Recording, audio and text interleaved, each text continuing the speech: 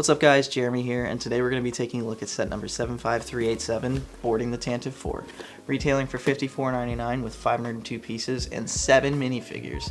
We'll see if it's worth it or not. Taking a look at the box, we have a wonderful color scheme going on with the blue design for the 25th anniversary sets. Nothing much on the sides, but the back has some nice art depicting some play features. The set includes 5 numbered bags and a sticker sheet. Not a startling amount of stickers for this set, which is always appreciated. Looking at the instructions, again nothing too special going on here with the inclusion of the rendered graphic on the front page.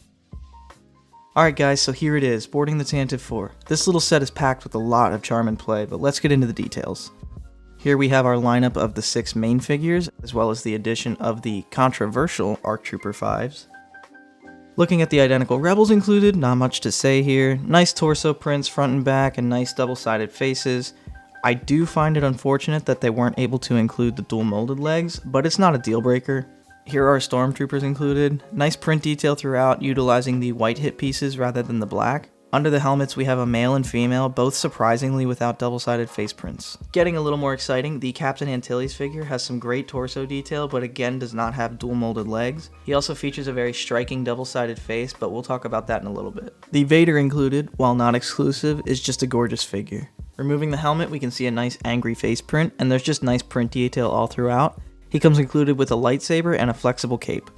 Our last figure up is probably the most contentious of the lineup, 5s. Looking at just the figure, the biggest issue to me is the inaccurate helmet print. While I can forgive the oversized ammo pouch on the torso, the helmet is just plain bad. And it's too bad because underneath that is a lovely face print that actually is accurate. There's some great back and arm print details. Overall, the torso and leg prints are lacking accuracy but highly detailed. The pauldron is poorly represented as just a flat piece of fabric that only makes the figure look worse. Here's a closer look at his accessories with a nice little build for his pack. The stand included has a great print of the 25th anniversary logo and can connect with the other bases of this year's figures with an included 2x4 plate. Overall, it's not the worst figure ever, but it's not great by any means. Here's the finished model of the Tantive 4. This is honestly just a fun set, and I'm loving the attention to detail that was put into this. Diving in, we have a nice interior build with some lovely details throughout. A beautifully printed door, and some fun sticker details that don't detract from the overall building experience. But getting into the first play feature, and possibly the coolest, is the sliding door mechanism.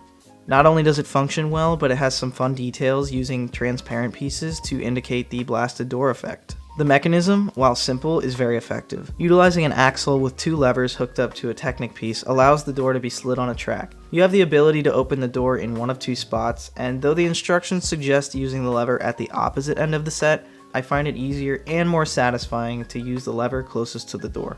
Taking a look at our second play feature, you may notice some open spots on the floor next to random jumper plates. These Technic levers allow you to push them down to trigger a piece of the floor to pop up.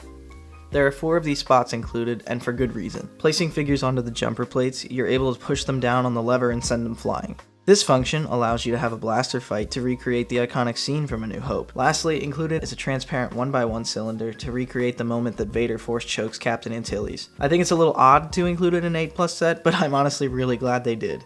Overall, this set is a wonderful representation of the iconic scene from A New Hope and is a lot of fun to play with. There's some great detail, awesome functionality, and it's just so refreshing to see this amount of minifigures included. But is the price justified? Alright, so thoughts. I really enjoy a lot of what's going on here. I think you get a lot of value for your money with this.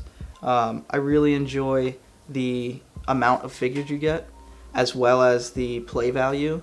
I think there's a lot going on here, and I think a lot of kids are really going to enjoy this.